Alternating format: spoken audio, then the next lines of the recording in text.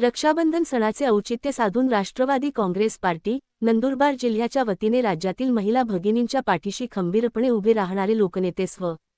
अजितदादा पवार यांच्या प्रतिमेला शुक्रवार दि.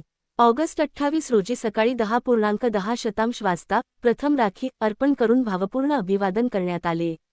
राष्ट्रवादी काँग्रेस पक्षाचे प्रदेशाध्यक्ष तथा खासदार श्री. सुनीलजी तटकरे तसेच प्रदेशाध्यक्षा सौ. वैशालीताई बाळासाहेबराव नागवडे यांच्या सूचनेनुसार आणि जिल्हाध्यक्ष डॉक्टर.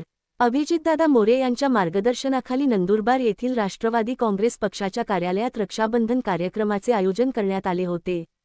स्व. अजितदादा पवार यांनी सदैव महिलांच्या कर्तृत्वावर विश्वास ठेवत समाजातील प्रत्येक घटकातील महिलांना प्रोत्साहन व बळ देण्याचे काम केले. त्यांच्या या कार्याची आठवण ठेवत रक्षाबंधनानिमित्त त्यांच्या प्रतिमेला राखी अर्पण करून आदरांजली वाहण्यात आली. तसेच पक्षातील महिला भगिनींनी उपस्थित पदाधिकारी व कार्यकर्त्यांना राखी बांधून रक्षाबंधनाच्या शुभेच्छा दिल्या. यावेळी स्व. अजितदादांच्या विचारांना पुढे नेत आदरणीय वहिनींचे हात बळकट करण्यासाठी आम्ही सर्वजण सदैव प्रयत्नशील राहू, असा निर्धार उपस्थितांनी व्यक्त केला. कार्यक्रमाला महिला जिल्हाध्यक्षा सौ. सीमाताई सोनगरे, महिला कार्याध्यक्ष सौ. संगीता पाडवी, नंदुरबार शहर महिला अध्यक्षा सौ. सुनीता शिंपी, महिला तालुकाध्यक्ष सौ. प्रतिभा कुलकर्णी, जिल्हा सरचिटणीस सौ. दीपा कलाल, जिल्हा उपाध्यक्ष सौ.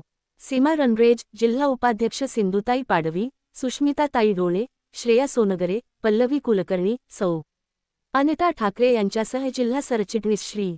मधुकर आबा पाटील, नंदुरबार शहराध्यक्ष श्री. निंबासर माळी, जिल्हा सचिव मोहनभाऊ डोणे, जिल्हा सचिव राजूभाऊ पवार, राजाभाऊ ठाकरे तसेच पक्षाच्या महिला पदाधिकारी व कार्यकर्त्या मोठ्या संख्येने उपस्थित होत्या.